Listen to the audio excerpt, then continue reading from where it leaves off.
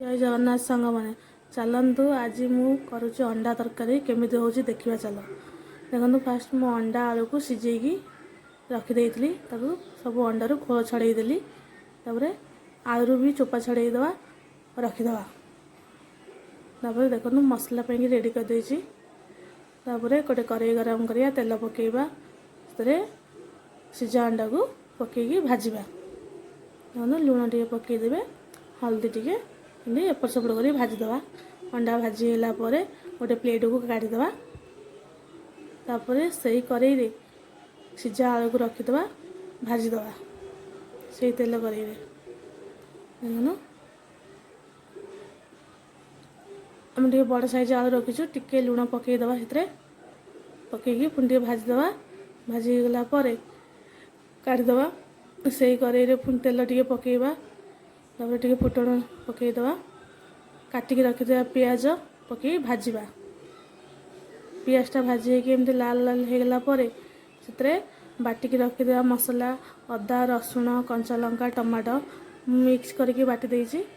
से पियाज भजा दे पकईदवा देखो मिसेक एपट सेपट गुड़ेदवा टे मसला टे भाजीगला किसी समय तादे स्वाद अनुसार लुण हलदी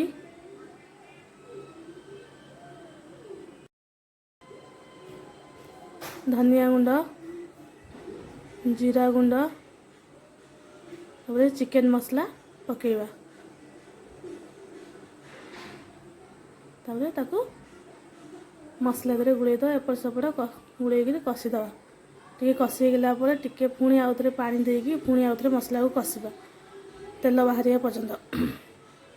देखो टे मसला कषिगला तेल ऑटोमेटिक बाहर आसपर भाजिकी रखीदवा आलू को से मसला दे पकेबा ताको कषिबा भल भाव कषिगला से पानी आवश्यक अनुसार पानी देदवा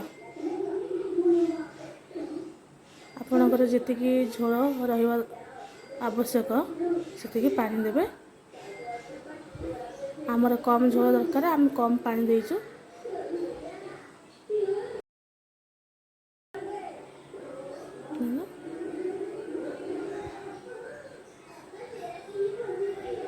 एमती फुटी आसला भाजिकी रखीदवा अंडा को पकेबा